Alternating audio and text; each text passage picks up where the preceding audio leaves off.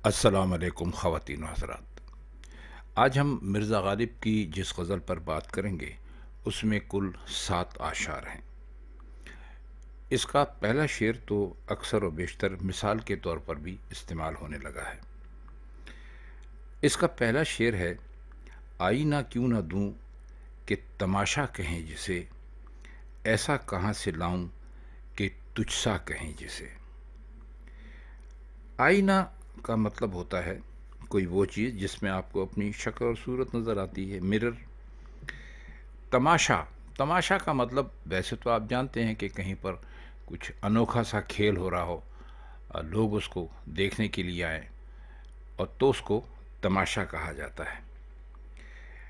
इसमें बज़ाहिर तो मिर्ज़ा ग़ालिब अपने किसी महबूब से मुखातिब हैं, लेकिन हम आपको पहले भी कई मरतबा बतला चुके हैं कि शायर अक्सर व बेशतर इशारों में बातें करते हैं।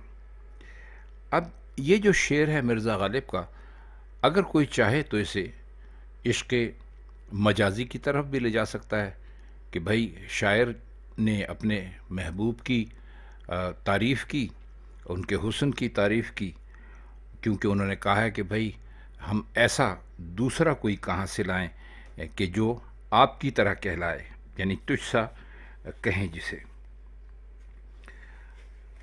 सादा सादा लफ्ज़ तो यही, मतलब अल्फाज में तो यही है कि महबूब में ऐसा हसीन कहाँ से लाऊं कि तू भी कायल हो जाए और बाकी कि भाई ये मुझ जैसा है। यानी जब आईने में देखेगा तो उसे लगेगा कि तो कोई बहुत ही ज़्यादा हसीन है, वो ख़ुद कायल हो जाएगा, जबकि वो ख़ुद बहुत हसीन है और आईने में वो अपने आप को ख़ुद ही देख रहा है। तो कहते हैं कि मैं तो ये चाहता हूँ कि तेरे हाथ में आईना दे दूँ ताकि तू अपने जैसे का अक्स उस आईने में देखकर हैरान रह जाए और ये हैरानी देखने वालों के लिए तमाशा बन जाए। अब तमाशा कैसे कोई चीज़ बन सकती है? यकीनन एक अजीब बात है कि अगर आप किसी के हाथ में आईना दे दें और वो अपनी शक्ल और सूरत देखे और हैरान हो जाए और उस पर हैरत का इजहार करे और लोगों से कहे कि भाई देखिए कितना हसीन है या कैसी हसीना है, तो वो एक तरह का तमाशा ही बनेगा। अब इसमें आप ज़रा गौर से देखिए, इस शेर को ज़रा देखिए, तो ये इश्क़ हकीकी का शेर है जिसमें वो कहना ये चाहते हैं कि रब की ज़ात या कुदरत, ऊपर वाला, अल्लाह, कुछ भी कह लीजिए, वो एक ऐसी अजीब व गरीब हस्ती है कि हम उसकी तरह का कोई दूसरा नहीं ला सकते।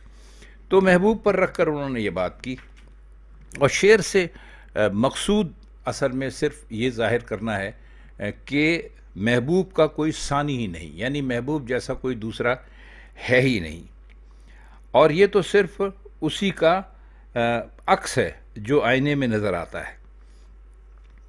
तो आप इसमें यानी गौर से अगर शेर को समझने की कोशिश करेंगे तो फिर आपको ऐसा महसूस होगा कि ग़ालिब ने ये शेर किसी आम महबूब के लिए नहीं कहा, बल्कि इससे उनकी मुराद थी अल्लाह ताला की तारीफ़ करना।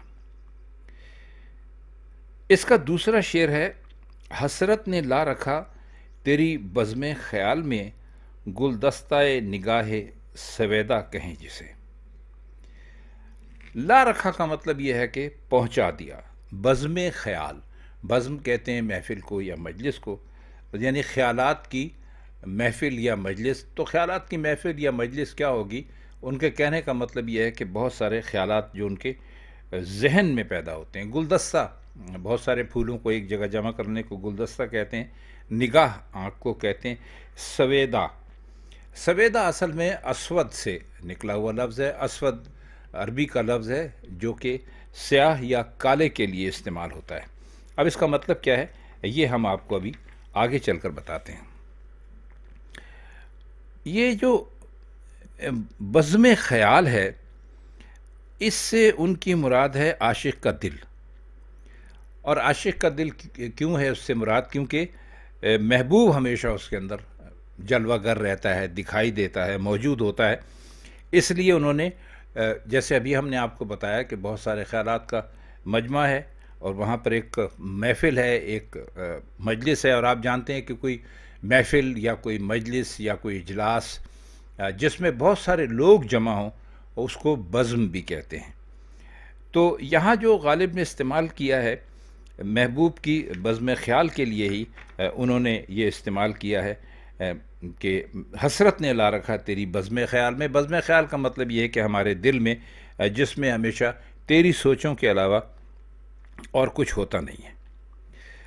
اب اس کا شعر کا مطلب کچھ ایسا ہوگا کہ حسرت نے تیری بزم خیال میں نگاہوں کا ایک گلدستہ بنا رکھا ہے یا فراہم کر رکھا ہے، اور اسی گلدستے کو لوگ سویدہ سمجھتے ہیں، یعنی وہ داغ جو دل پر نقش ہوتا ہے۔ خواتین حضرات، نقش سویدہ آپ نے سنا ہوگا، غالب کی غزلوں کی تشریح کرتے وقت ہم نے کئی مرتبہ اس کے معنی بھی آپ کو بتلائے ہیں۔ دل کے اوپر جو ایک سیاہ رنگ کا نقطہ پڑ جاتا ہے یا نقطہ بن جاتا ہے، شاعرانہ بات ہے، لیکن کسی کے غم میں، کسی کے دکھ میں جب بہت زیادہ کوئی مبتلا ہوتا ہے، شاعر اکثر یہ کہتے ہیں تو اس کے دل پر ایک سیاہ نشان بن جاتا ہے۔ آپ نے سنا ہوگا لوگ کہتے ہیں کہ بھئی فلاں کی یاد کا نقش آج تک میرے دل پر ہے۔ کئی لوگ یہ بھی کہتے ہیں کہ ہمارے دل پر تو ان کی یادوں کے جو نقش ہیں وہ آج تک بنے ہوئے ہیں۔ مقصد یہ کہنے کا ہے کہ اگر دل کا رنگ مان لیجئے کہ سرخ ہوتا ہے اور اس کے اندر اگر کوئی سیاہ رنگ کا نقطہ بن جائے تو وہ بہت سامنے بہت ہی چمک کر یا بہت ہی اٹھ کر دکھائی دیتا ہے۔ تو ان کا مطلب یہ ہوتا ہے کہ دل سے سب کچھ نکل گیا، لیکن ان کی یادوں کا نقش یا ان کی یادوں کا داغ باقی رہ گیا ہے۔ اب سویدہ کو گلدستہ نگاہ کا، اب اس پہ ذرا غور کیجئے۔ وہ اس لیے کہا کہ اس میں ایک طرح کی سیاہی ہوتی ہے۔ ابھی ہم نے آپ کو بتایا نقش سویدہ جو ہوتا ہے اس سے ایک طرح کی سیاہی ہوتی ہے، اور سیاہی جہاں پر ہوتی ہے وہاں پر دکھ ہوتا ہے، غم ہوتا ہے، محرومی ہوتی ہے، شادمانی یا خوشی جو ہے وہ نہیں ہوتی۔ تو جہاں پر آپ نے دیکھا ہو کہ غم کا اظہار کرنا ہو تو لوگ سیاہ کپڑے پہن لیتے ہیں۔ تو کہتے یہ ہے کہ نگاہیں محبوب کی زیارت سے شرف حاصل کرنے کے لیے پیدا ہوتی رہیں، مگر زیارت نہیں ہو سکی تو وہ حسرت بنتی گئیں۔ اس طرح حسرت زدہ نگاہوں کا ایک مجموعہ تیار ہو گیا۔ چونکہ اسے بزم میں رکھنا مقصود تھا، یعنی اپنے خیالات میں اس کو شامل کرنا تھا، اور بزم میں گلدستہ رکھا جاتا ہے۔ آپ جانتے ہیں کہ جب کوئی محفل ہوتی ہے تو وہاں پر سجاوٹ کے لیے پھول بھی رکھے جاتے ہیں گلدستوں کی صورت میں۔ تو انہوں نے کہا یہ کہ نگاہوں کو ایک غالب نے نگاہوں کے مجموعے کو ایک گلدستہ قرار دے دیا۔ خواتین حضرات، آپ اس شعر کو اگر پہلی مرتبہ اچھی طرح نہیں سمجھ سکے تو جو مشکل الفاظ کے معنی ہم نے آپ کو بتائے ہیں یا اس شعر کی جو ہم نے تشریح کرنے کی کوشش کی ہے، اس کو 2-4 مرتبہ آپ سنیں گے تو آپ کو بہت ہی اچھی طرح سے یہ شعر سمجھ میں آئے گا۔ شعر اتنا کچھ مشکل نہیں ہے، صرف الفاظ کا ہیر پھیر ہے۔ شعر نمبر 3 ہے، پھونکا ہے کس نے گوش محبت میں اے خدا، افسون انتظار تمنا کہیں جسے۔ پھونکنا جو ہوتا ہے وہ کچھ پڑھ کر پھونک ماری جاتی ہے، اس کو کہا ہے، لیکن انہوں نے بتا بھی دیا دوسرے مصرے میں اس کو انہوں نے بتایا ہے۔ گوش کہتے ہیں کان کو، گوش محبت، محبت کا کان۔ اب پہلے مصرے کو اگر آپ دیکھیں تو یہ بہت ہی بے تکی سی بات نظر آتی ہے، لیکن انہوں نے دوسرے مصرے میں ساری بات صاف کر دی ہے۔ افسون انتظار تمنا کہیں جسے۔ افسون کہتے ہیں جادو کو، افسون انتظار یعنی انتظار کا جادو۔ تو پورے شعر کا مطلب کیا ہوا؟ افسون چونکہ آ گیا تو آپ نے سنا ہوگا لوگ کہتے ہیں کہ بھئی اس نے کوئی منتر پڑھا اور اس کے بعد اس نے پھونک ماری، تو جادو جو ہے اس کے لیے کہا جاتا ہے کہ جب اس کے جو الفاظ جو بھی ہوتے ہوں، جب وہ کوئی آدمی پورے کر لیتا ہے تو اس کے بعد وہ اس سے ایک پھونک مارتا ہے۔ تو غالب نے پھونکا جو ہے وہ اسی لیے استعمال کیا ہے کہ کیونکہ انہوں نے آگے چل کر دوسرے مصرے میں جادو کا ذکر کیا ہے۔ اب سوال کرتے ہیں اللہ سے کہ اللہ میاں، محبت کے کان میں انتظار کا وہ منتر کس نے پھونک رکھا ہے جسے تمنا کہا جاتا ہے؟ دیکھیے کیا خوبصورت اور کیا باریک بات کی ہے غالب نے۔ ابھی ہم اس کو مزید کھولنے کی کوشش کرتے ہیں۔ تمنا کو افسون انتظار کہنا ایک بہت بڑا، آپ سمجھ لیجئے کہ بہت بڑا ایک کارنامہ ہے، بہت بڑا ایک ادبی معجزہ ہے۔ جو صرف غالب ہی کر سکتے تھے۔ تمنا کا مطلب یہ ہے، تمنا کا تو مطلب یہ ہے کہ انسان آرزو پوری ہونے کے انتظار میں الجھا رہے، لہٰذا اسے افسون انتظار کہا۔ آپ نے سنا ہوگا پرانی کہانیوں میں کہ کوئی شہزادہ ہوتا تھا تو اس کو کسی اپنی منزل سے پہ جانا ہوتا تھا، کوئی چیز حاصل کرنی ہوتی تھی تو اس کو راستوں کے چکر میں کوئی جادوگر یا جادوگرنی بھٹکا دیا کرتے تھے، تو وہ اس چکر میں بھٹکتا رہتا تھا۔ تو انہوں نے انسان کو کہا ہے کہ انسان ہمیشہ اپنی آرزوؤں کے جنگل میں بھٹکتا رہتا ہے، اس کے انتظار میں الجھا رہتا ہے، تو اسی لیے اسے انہوں نے ایک طرح کا جادو قرار دیا انتظار کو، یعنی ایسا منتر جو انسان کو انتظار پر ہر وقت آمادہ رکھتا ہے، اور اس منتر کا اثر اس وقت تک باقی رہتا ہے جب تک تمنا پوری نہ ہو جائے۔ ظاہر ہے، سیدھی سی بات ہے۔ تو کہتے یہ ہیں کہ حقیقی محبت وہ ہے جو ہر تمنا اور ہر آرزو سے پاک ہو۔ تو مرزا فرماتے ہیں کہ محبت کے کان میں تمنا کا منتر کس نے پھونکا، جہاں تمنا آئی اپنی غرض آئی، حقیقی محبت ناپید ہو گئی۔ جادو کو ویسے بھی اچھا نہیں سمجھا جاتا۔ تو مل ملا کر شعر کا کل مطلب یہ ہوتا ہے کہ اگر آپ کو کسی سے محبت ہے تو آپ پھر نہ انتظار کریں اور نہ اس کے پورے ہونے کا کے بارے میں خواب دیکھیں، نہ اس کا خیال کریں۔ آپ کو تو محبت کرنی ہے تو آپ بے لوث محبت کرتے چلے جائیں۔ تو ایک طرح سے مرزا غالب نے اس شعر میں ایک طرح سے یوں سمجھ لیجیے کہ ایک گلہ بھی کیا ہے ان عاشقوں سے جو سچی محبت نہیں کرتے۔ تو کہتے ہیں کہ اللہ میاں سے کہتے ہیں کہ یہ ہماری سمجھ میں نہیں آتا کہ جو محبت ہے اس کے کان میں کس نے ایک جادو پھونک دیا ہے انتظار کا یا تمنا کے پورا ہونے کا، کیونکہ محبت کا تو مطلب یہ ہوتا ہے کہ اس میں نہ انتظار ہوتا ہے نہ تمنا پوری ہونے کی حسرت ہوتی ہے، بس یہی ہوتا ہے کہ انسان محبت کیے چلا جاتا ہے۔ تو یہ ایک طرح سے سچی محبت کے بارے میں مرزا غالب نے اپنا فلسفہ اس شعر میں بیان کیا ہے۔ شعر ہے، سر پر ہجوم درد غریبی سے ڈالیے وہ ایک مشت خاک کے صحرا کہیں جسے۔ ہجوم کا مطلب ہوتا ہے بہت ساری لوگوں کا یا بہت ساری چیزوں کا ایک جگہ پر جمع ہو جانا، اور ہجوم درد کا مطلب ہے کہ بہت سارے درد، بہت ساری تکلیفیں، بہت ساری پریشانیاں انسان کے اوپر ہوں۔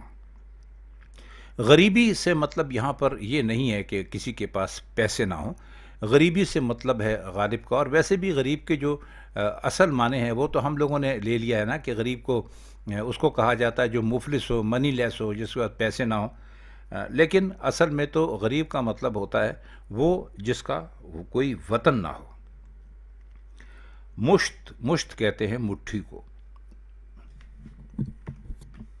یہاں چونکہ غالب نے مشت خاک استعمال کیا ہے تو اس کا مطلب ظاہر ہے کہ مٹی کی ایک مٹھی یا مٹھی بھر خاک سمجھ لیجیے۔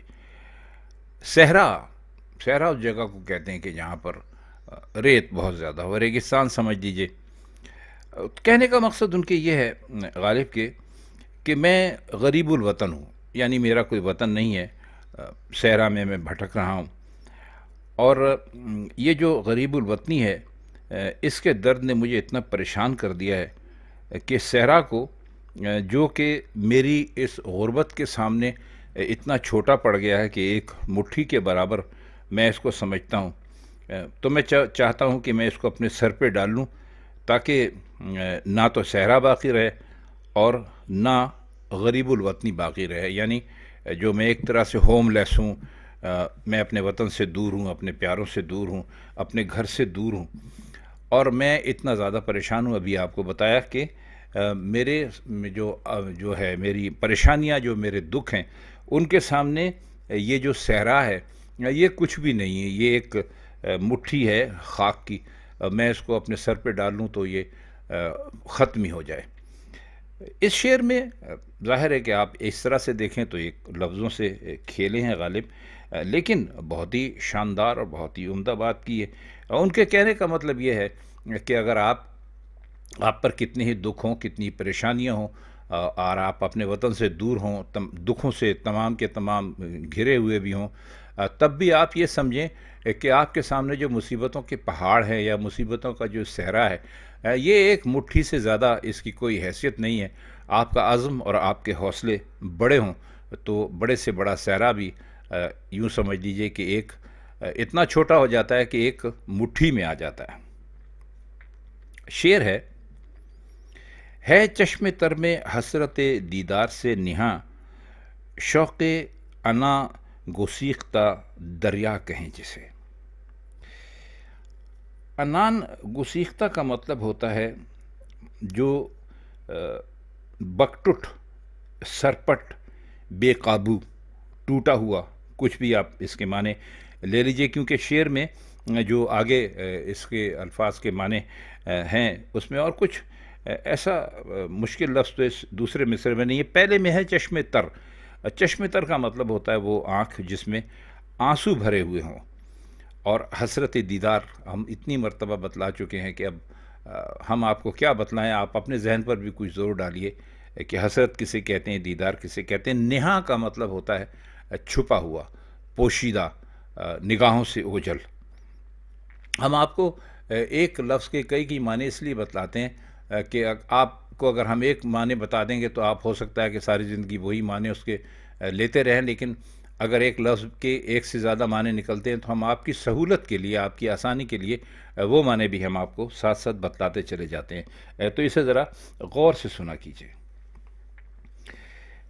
فرماتے یہ ہیں کہ محبوب کے دیدار کی حسرت تو ہمارے دل میں ہے، اور چونکہ ابھی تک محبوب ہمیں دکھائی نہیں دیا تو اس کے غم میں، اس حسرت کے پورا نہ ہونے یا اس ارمان کے پورا نہ ہونے کے غم میں ہماری آنکھوں سے آنسو بہہ رہے ہیں، اور ایسا معلوم ہوتا ہے کہ ان آنکھوں میں شوق کا ایک بکٹٹ یا بے قابو طوفان امڑ آیا ہے جسے سمندر کہنا چاہیے۔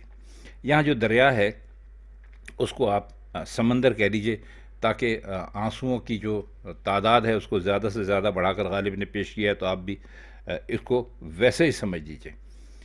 تو بس انہوں نے اتنا ہی کہا ہے کہ ہم حضرت دیدار میں ہیں اپنے محبوب کے، اور ہماری آنکھوں سے آنسو بہہ رہے ہیں، اور آنسو بھی کوئی معمولی نہیں بہہ رہے ہیں، ایسا لگ رہا ہے کہ یہ آنسو بہہ بہہ کر ایک طرح سے طوفان کی صورت اختیار کر گئے۔ یہ جو انہوں نے انان گسیختہ اس شعر میں استعمال کیا ہے، استاد کہتے ہیں کہ یہ یوں سمجھ لیجئے کہ انہوں نے ایک الماس جڑ دیا، ایک ہیرا جڑ دیا ہے، اور دوسری زبان پر ایسی جو قدرت ہے وہ کہیں کہیں نظر آتی ہے، جب کہیں اپنی زبان میں اس کے لیے الفاظ لانا حسن رکھتا ہے، تو جو شوق انان گسیختہ ہے اس سے مجازن جوش اشک مقصود ہے، یعنی یہاں مسبب کے محل پر سبب کو انہوں نے غالب نے مجازن استعمال کیا۔ اگر آپ کو یہ جملے مشکل لگ رہے ہیں تو آپ اگر ہماری کی ہوئی غالب کی غزلوں کی پچھلی تشریحات میں جائیں گے تو انشاءاللہ تعالیٰ آپ کو یہ سب کچھ بہت آسان لگنے لگے گا۔ شعر دیکھیے، درکار ہے شگفتن گلہائے عیش کو، صبح بہار پنبائے مینا کہیں جسے۔ اب درکار تو بہت عام سا لفظ ہے، آپ سب جانتے ہیں۔ درکار کا مطلب ہوتا ہے ضرورت ہے یا چاہیے ہے۔ شگفتنے کا مطلب ہے، شگفتن اکیلا تو آپ اس کو نہیں سمجھ سکیں گے، تو شگفتن گلہائے عیش ہم اس کو ایسے سمجھنے کی کوشش کرتے ہیں۔ گل کہتے ہیں واحد کو یا ایک کو، گلہائے کا مطلب ہوتا ہے بہت سارے۔ شگفتن گلہائے یعنی کھلے ہوئے بہت سارے پھول۔ عیش آپ جانتے ہیں مزے کرنے کو کہتے ہیں۔ صبح بہار، صبح کی یعنی بہار کی صبح۔ پنبائے مینا کہیں جسے۔ اب پنبا کسے کہتے ہیں اور مینا کسے کہتے ہیں؟ مینا تو سراہی ہوتی ہے، پنبا تھوڑا سا مطلب چاہتا ہے۔ دیکھیے، پنبا کہتے ہیں روئی کو۔ تو غالب کے وقت میں جو شراب کی بوتلیں ہوتی تھیں ان کو ڈھانک کر رکھنے کے لیے، جیسے آج کل ہمارے پاس ہم ڈھکنا لگا دیتے ہیں یا کور لگا دیتے ہیں، تو ایسا نہیں کرتے تھے، بلکہ وہ اس کے اوپر ایک روئی سے اس کو بند کر دیا کرتے تھے۔ اب شعر کا مطلب کیا ہوا؟ شعر کا مطلب یہ ہے کہ عیش کے پھول کھلنے پر آمادہ ہیں۔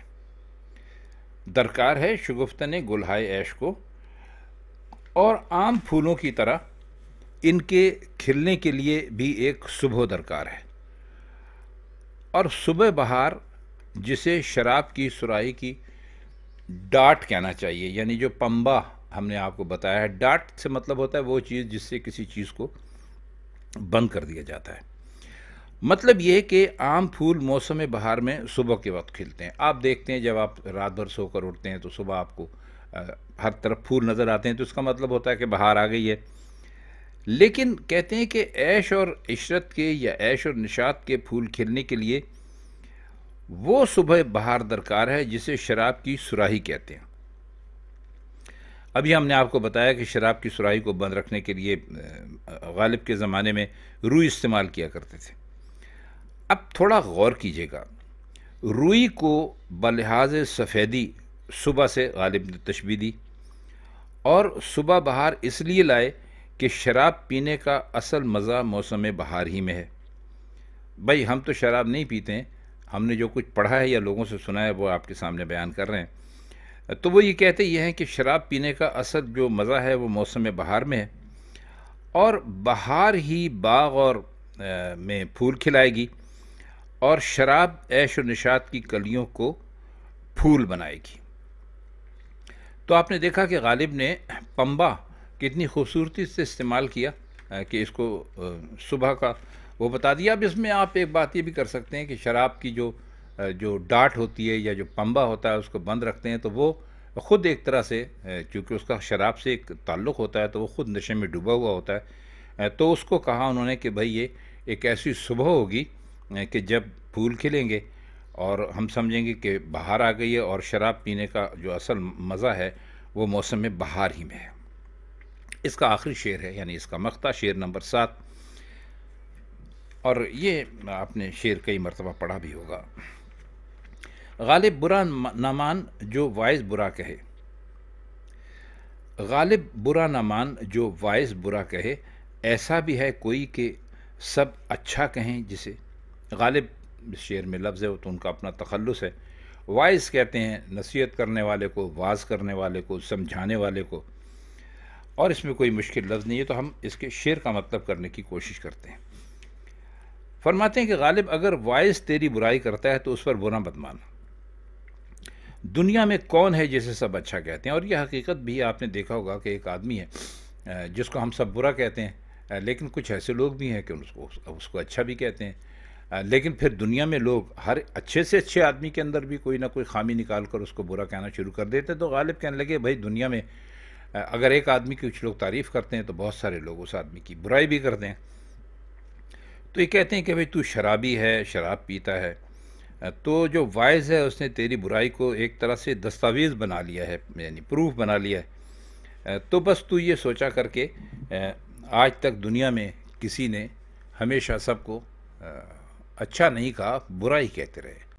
خواتین حضرات، آپ نے اپنی عام زندگی میں بھی دیکھا ہوگا، ہم بھی دیکھتے ہیں کہ لوگ اگر کسی کی طرف سے تھوڑا سا اختلاف رائے ہو جائے تو اسے سن کر ناراض ہو جاتے ہیں۔ بھئی تم نے مجھے برا کیوں کہا، تم نے میری بات میں برائی کیوں نکالی، یا تم نے میرے کردار کے اوپر یا میرے کریکٹر کے اوپر شبہ کیوں کیا، اور اس طرح دوسرا آدمی بھی جواب دیتا ہے، تو اس طرح سے ایک طرح دلوں میں تلخیاں پیدا ہو جاتی ہیں۔ تو مرزا غالب بہت ہی سلوک القسم کے آدمی تھے، مرزا غالب کو ان چیزوں کی پرواہ نہیں ہوتی تھی، تو انہوں نے اپنے شعر میں کہا کہ بھئی اگر یہ کشمکش کا سلسلہ تمہیں ختم کرنا ہے تو یہ بہت ہی معمولی سی چیز ہے، بس آدمی کو اگر کوئی کسی کی برائی کرے یا اس کو لعنت ملامت کرے تو بس یہ سوچ کر خاموش ہو جانا چاہیے کہ بھئی صرف مجھے ہی نہیں کہہ رہا ہے، دنیا میں کوئی بھی ایسا آدمی نہیں ہے کہ جس کو سبھی لوگ اچھا کہتے ہوں، ہر ایک کے اندر کوئی نہ کوئی خامی لوگ تلاش کر لیتے ہیں اور اس کے بارے میں باتیں کرتے ہیں۔ تو اس سے بہتر یہ ہے کہ بھئی خاک ڈالو، دفع کرو، بس اپنے کام سے کام رکھو، صرف یہ سوچ کر کہ بھئی میں اکیلا آدمی نہیں ہوں کہ جس کی کوئی برائی کر رہا ہے، دنیا میں کوئی بھی ایسا آدمی نہیں ہے کہ جسے سب لوگ کہتے ہوں کہ یہ آدمی بہت اچھا ہے۔ تو خواتین حضرات، یہ اس غزل کے مکمل تشریح اور مشکل الفاظ کے معنی تھے۔ اگر آپ کو اب یہ غزل آپ کی سمجھ میں آ جائے گی تو ہمیں بے حد خوشی ہوگی۔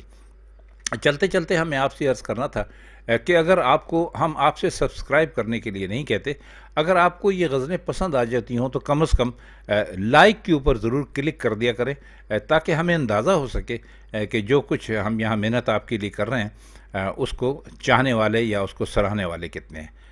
تو آج کے لیے بس اتنا ہی. آپ سے انشاءاللہ مرزا غالب کی کسی اور غزل میں کسی اور محفل میں پھر ملاقات ہوگی. تب تک کے لیے ہم چاہتے ہیں آپ سے اجازت. خدا حافظ.